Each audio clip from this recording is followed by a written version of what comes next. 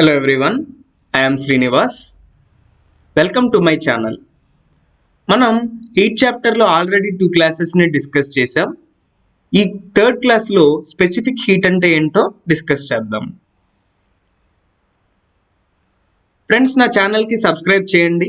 ఈ వీడియోని like and అలాగే షేర్ కూడా చేయండి. న్యూ నోటిఫికేషన్స్ కోసం బెల్ ఐకాన్ని క్లిక్ చేయండి.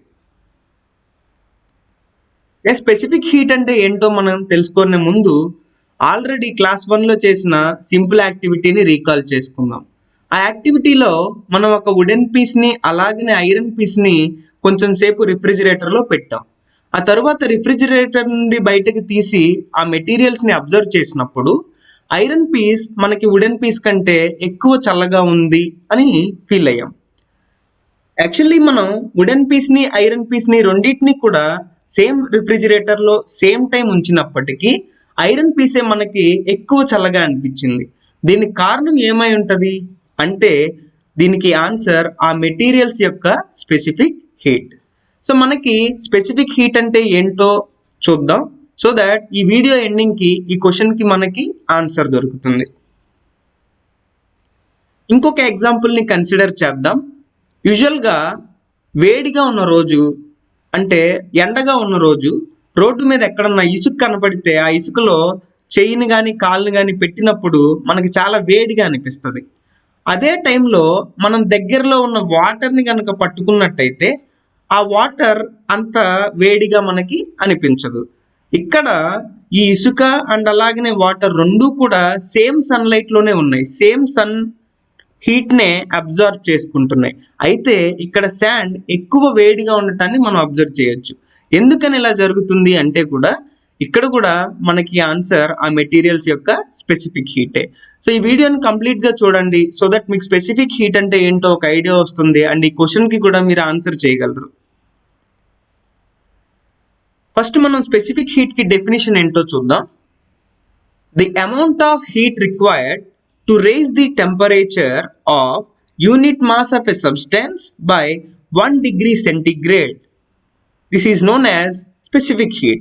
అంటే ఏం చెప్తుంది, యూనిట్ మాస్ ఆఫ్ ఏ సబ్స్టెన్స్ని తీసుకుంటే, సో నేను ఇక్కడ ఎగ్జాంపుల్కి ఒక 1 గ్రామ్ వాటర్ని తీసుకుంటున్నాను. సో ఈ 1 గ్రామ్ వాటర్ని నేను తీసుకొని దాని టెంపరేచర్ని మెజర్ చేసినప్పుడు 35 degrees ఉంది అనేసి అనుకుందాం, 35 degrees సెంటిగ్రేడ్స్ ఉంది అనేసి అనుకుందాం. సో నేను ఇప్పుడు ఈ వాటర్ యొక్క టెంపరేచర్ని 1 degree పెంచాలండి. ఎంత పెంచాలి? 1 degree. అంటే వాటర్ యొక్క టెంపరేచర్ ఎక్కడికి రీచ్ అవ్వాలి? 36 degree సెల్సియస్కి రీచ్ అవ్వాలి. అంటే నేను ఎంత చేంజ్ చేస్తున్నాను టెంపరేచర్ని? ఇక్కడ 1 degree సెంటిగ్రేడ్ని చేంజ్ చేయాలి. సో 1 గ్రామ్ వాటర్ని తీసుకున్నాను. నేను ఎక్కడ తీసుకున్నా అన్నది అనవసరం, నేనేం చేయాలి? దాని టెంపరేచర్ని 1 degree పెంచాలి. సో ఈ 1 degree ఎలా పెరుగుతుందండి అంటే దాన్ని హీట్ చేస్తేనే పెరుగుద్ది. సో నేను ఇక్కడ ఈ 1 గ్రామ్ వాటర్ని తీసుకొని 1 degree దాని టెంపరేచర్ని పెంచడానికి ఎంతో కొంత హీట్ని సప్లై చేయాలి కదా. ఆ హీట్నే నేను ఇక్కడ ఏమని చెప్తాను? స్పెసిఫిక్ హీట్ అనేసి చెప్తాను. ఇది వాటర్కి ఒక వాల్యూ వస్తుంది, ఐరన్కి ఒక వాల్యూ వస్తుంది, వుడ్కి ఒక వాల్యూ వస్తుంది. స్పెసిఫిక్ హీట్ ఒక్కొక్క మెటీరియల్కి ఒక్కొక్కలాగా ఉంటుంది. So every material will have its own specific heat value. ఏ మెటీరియల్కి ఆ మెటీరియల్ దాని ఓన్ స్పెసిఫిక్ హీట్ ఉంటుంది. ఇది అన్ని మెటీరియల్స్కి సేమ్ కాదు. It depends on nature of that material. ఇది ఆ పదార్థం యొక్క స్వభావం మీదే కంప్లీట్గా ఆధారపడి ఉంటుంది. సో స్పెసిఫిక్ హీట్కి ఫార్ములా ఏంటో చూద్దాం. సో దీనికోసం కొన్ని టర్మ్స్ని ఇంట్రడ్యూస్ చేస్తున్నాను. సో ఎం అంటే mass of a body. So దీన్ని సిజిఎస్లో అయితే గ్రామ్స్లో కొలుస్తాం, ఎస్ఐల్లో అయితే కిలోగ్రామ్స్లో కొలుస్తాం. అండ్ మనకు తెలుసు 1 kilogram అంటే 1000 grams. ఇప్పుడు నేను ఒక బాడీని తీసుకున్నానండి. ఈ బాడీ యొక్క మాస్ ఎంత అని చెప్పాను? ఎం. అండ్ అలాగనే ఈ బాడీని తీసుకున్నప్పుడు దానికి ఎంతో కొంత టెంపరేచర్ ఉంటుంది, దాన్నే మనం ఇనీషియల్ టెంపరేచర్ కింద తీసుకుంటాం. అంటే బాడీని మనం తీసుకున్నప్పుడు దాని టెంపరేచర్ ఎంత అంటే అదే దాని యొక్క ఇనీషియల్ టెంపరేచర్. అండ్ నేను ఇప్పుడు దీన్ని హీట్ చేస్తానండి. దీన్ని ఏం చేస్తున్నాను? నేను హీట్ చేస్తున్నాను. ఇలా హీట్ చేయటం వలన దీని టెంపరేచర్ మారుతుంది కదా. So that is nothing but T2. So T2 is final temperature of the body after heating. So నేను ఇలా హీట్ చేయటం వలన T2కి వెళ్ళాను. అంటే నేను హీట్ చేయడం ద్వారా ఎంతో కొంత చేంజ్ ఆఫ్ టెంపరేచర్ని ఇక్కడ క్రియేట్ చేశాను. ఎంత చేంజ్ అయింది? That is the difference in initial and final temperature. So final temperature minus initial, that is your change in temperature. So దీన్ని మనం డెల్టా T తోటి రిప్రజెంట్ చేస్తాం. సో ఎక్కడ మనకి డెల్టా T ఉన్నా అక్కడ చేంజ్ ఇన్ టెంపరేచర్ని మనం కన్సిడర్ చేయాలి. So change means final temperature minus initial temperature. So case 1. So దీనికోసం నేను 2 కంటైనర్స్ తీసుకున్నానండి, A అండ్ B. ఈ Aలో నేను 25 grams ఆఫ్ వాటర్ని పోసాను, Bలో నేను 50 grams. సో డిఫరెంట్ మాసెస్ ఉన్న కంటైనర్స్ తీసుకుంటున్నా. సో మన దగ్గర 2 కంటైనర్స్ ఉన్నాయి, ఆ 2 కంటైనర్స్లోనూ వాటర్ ఉన్నాయి. అయితే డిఫరెంట్ మాసెస్ ఆఫ్ వాటర్ని నేను తీసుకుంటున్నా. ఏలోనేమో 25 grams, Bలోనేమో 50 grams. అయితే రెండిటిల్లో నేను సేమ్ వాటర్ని తీసుకుంటున్నా, అంటే సేమ్ టెంపరేచర్ ఉన్న వాటర్ని. ఏలో ఉన్న వాటర్ టెంపరేచర్ ఇనీషియల్గా ఎంత ఉంది? 35. Bలో కూడా ఎంత ఉంది? 35 దగ్గరే ఉంది. నేను ఈ 35 దగ్గర ఉన్న వాటర్ని 60కి చేంజ్ చేస్తున్నా. ఏలోను Bలోను ఉన్న వాటర్ యొక్క టెంపరేచర్ నేను ఎక్కడికి రైజ్ చేస్తున్నాను? 60కి. అంటే నేను ఎంత చేంజ్ ఇన్ టెంపరేచర్ తీసుకొస్తున్నాను అంటే 60 minus 35, so 25 degree Celsius temperature చేంజ్ని నేను తీసుకొస్తున్నా. సో ఏలోను Bలోను కూడా constant change in temperature, same change in టెంపరేచర్స్ని నేను తీసుకున్నాను.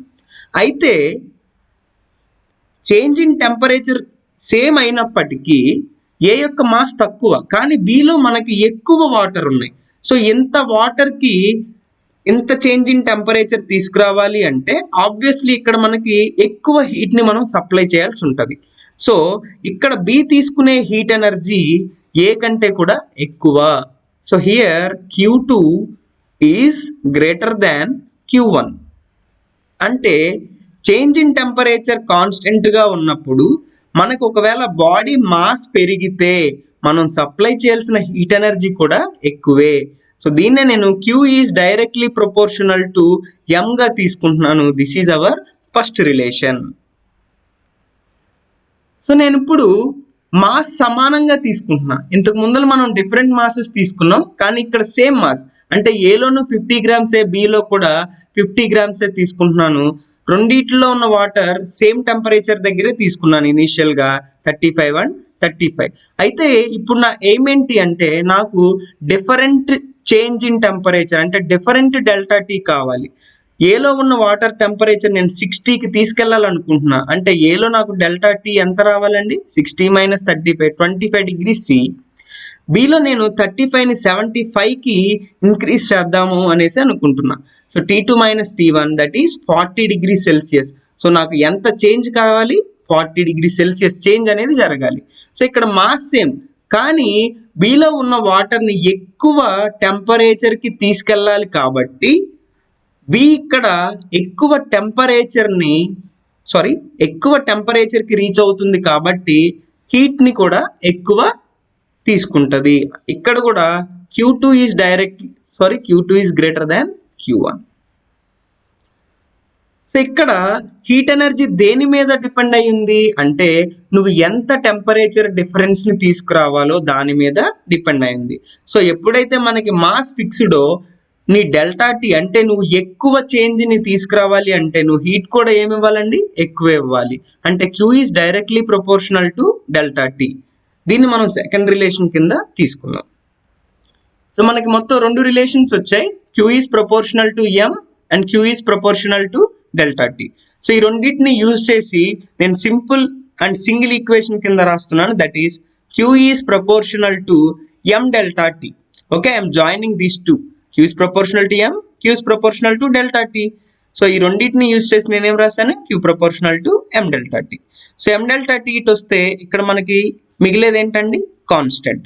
అండ్ నేను చెప్పాను ప్రతి మెటీరియల్కి కూడా కాన్స్టెంట్ స్పెసిఫిక్ హీట్ని మనం సప్లై చేస్తేనే దాని యొక్క టెంపరేచర్ 1 డిగ్రీ అనేది మారుతుంది. సో ఇక్కడ ఈ constant nothing but specific heat అండి. సో మనకి ఫైనల్గా ఈక్వేషన్ ఏమొచ్చింది? స్పెసిఫిక్ హీట్కి S equals to Q by M delta T. ఇక్కడ S అంటే స్పెసిఫిక్ హీట్, Q అంటే heat energy supplied, m is mass of the body, delta T is change in the temperature of that body. So units చూద్దామండి specific హీట్కి.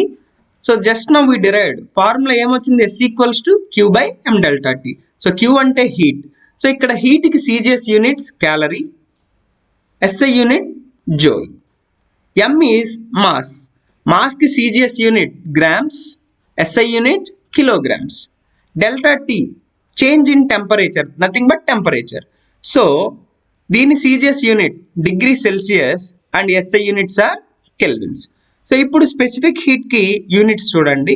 Just మీరు ఇక్కడ ఉన్న ఫార్మాట్లోనే దాని యొక్క యూనిట్ని సబ్స్టిట్యూట్ చేయండి. Like numerator Q is there, so సిజిఎస్లో కావాలి. సిజిఎస్ యూనిట్ ఫర్ హీట్ ఏంటండి, calorie. CGS unit for mass ఏంటండి, gram. CGS unit for delta T that is degree Celsius. So మనకి సిజిఎస్ యూనిట్ ఏంటి స్పెసిఫిక్ హీట్కి, calorie per gram degree Celsius.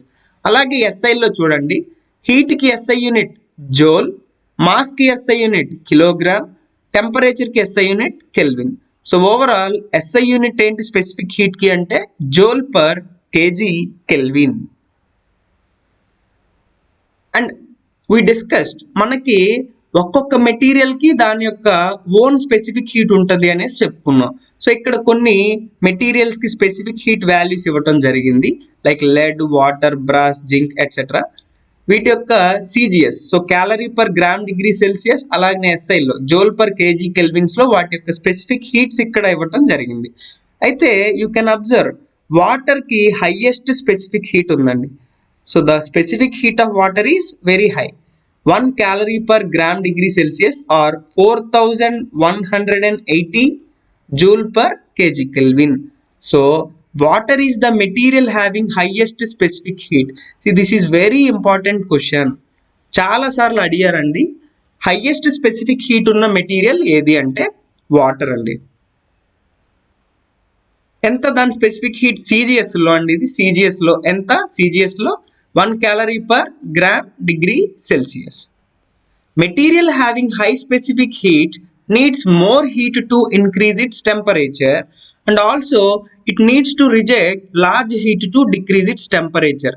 అంటే ఏంటి, రెండు పదార్థాలు తీసుకున్నప్పుడు వాటిలో ఏ పదార్థానికైతే స్పెసిఫిక్ హీట్ ఎక్కువ ఉంటుందో ఆ స్పెసిఫిక్ హీట్ ఉన్న మెటీరియల్, ఆ హైయెస్ట్ స్పెసిఫిక్ హీట్ ఉన్న మెటీరియల్ దాని టెంపరేచర్ని మార్చుకోవటానికి చాలా ఎక్కువ హీట్ని తీసుకుంటుంది. అంత ఈజీ కాదండి, దాని టెంపరేచర్ని మార్చలేం ఈజీగా, కొద్ది హీట్ ఇచ్చి మార్చలేం, చాలా హీట్ ఇస్తేనే దాని యొక్క టెంపరేచర్ అనేది మారుతుంది. అండ్ అలాగనే ఇది కూల్ అవ్వాలన్నా కూడా అంతే కష్టం, దీన్ని కూల్ చేయాలన్నా కూడా హైయెస్ట్ స్పెసిఫిక్ హీట్ ఉంది అంటే ఇది ఎక్కువ హీట్ని రిజెక్ట్ చేయాలి, వదిలేయాలి, అప్పుడే అది దాని యొక్క టెంపరేచర్ని తగ్గించుకోగలుగుతుంది. అండ్ అలాగే ఎప్పుడైతే ఒక మెటీరియల్ దాంట్లో ఉన్న హీట్ని రిజెక్ట్ చేస్తూ ఉంటుందో ఆ మెటీరియల్ కూల్ అవుతూ ఉంటుంది. అండ్ అలాగే ఎప్పుడైతే ఒక మెటీరియల్ హీట్ ఎనర్జీని గెయిన్ చేసుకుంటూ ఉంటుందో అది ఆబ్వియస్లీ ఏమవుతూ ఉంటుందండి, హీట్ అవుతూ ఉంటుంది. సో ఇప్పుడు చూద్దాం, మనకి వుడ్ యొక్క స్పెసిఫిక్ హీట్ ఎంత అంటే 0.42 calorie per gram degree Celsius. And అలాగనే ఐరన్కి ఎంత అంటే 0.115 calorie per gram degree Celsius. So మనకేం తెలిసింది, specific heat of wood is greater than specific heat of iron. So ఈ రెండిట్లో స్పెసిఫిక్ హీట్ ఎవరికి ఎక్కువ ఉంది, వుడ్కి. సో స్పెసిఫిక్ హీట్ ఎక్కువ ఉంది కాబట్టి వుడ్కి మనం అంత త్వరగా హీట్ చేయగలమా వుడ్ని, లేదు, కంపేర్ టు ఐరన్. ఇక్కడ నేను ఐరన్ దృష్టితో మాట్లాడుతున్నాను. అండ్ అలాగే అంత త్వరగా ఈ కూల్ అవుతుందా వుడ్, అవ్వదు. సో ఇద్దరిలో ఎవరు ఫాస్ట్గా హీట్ అవుతారు అంటే ఐరన్ ఫాస్ట్గా హీట్ అవుతుంది. ఎందుకు, స్పెసిఫిక్ హీట్ తక్కువ హీట్ ఇస్తే చాలు దీని టెంపరేచర్ పెరిగిపోద్ది. అండ్ స్పెసిఫిక్ హీట్ తక్కువ కాబట్టి తక్కువ హీట్ని రిజెక్ట్ చేస్తే చాలు త్వరగా కూల్ అయిపోద్ది. అందుకనే సేమ్ టైం ఫ్రిడ్జ్లో ఉంచినప్పటికీ వుడ్ అంత ఫాస్ట్గా కూల్ అవ్వాల, కానీ ఐరన్ ఏమైంది, ఫాస్ట్గా కూల్ అయింది. దీనికి కారణం ఏంటంటే వుడ్తో కంపేర్ చేస్తే ఐరన్ యొక్క స్పెసిఫిక్ హీట్ తక్కువ. And in the same way sand యొక్క స్పెసిఫిక్ హీట్ ఎంత అంటే 0.29 calorie per gram degree Celsius and అలాగే వాటర్కి ఎంత 1 calorie per gram degree Celsius. ఇప్పుడే చెప్పుకున్నాం వాటర్కి చాలా ఎక్కువ స్పెసిఫిక్ హీట్ ఉంది, అంటే వాటర్ చాలా ఎక్కువ హీట్ ఎనర్జీని తీసుకుంటే కానీ దాని టెంపరేచర్ మారదు. ఇక్కడ శాండ్కి స్పెసిఫిక్ హీట్ తక్కువ ఉంది కదా, అంటే దానికి కొంచెం హీట్ తగిలితే చాలు దాని టెంపరేచర్ మారిపోద్ది.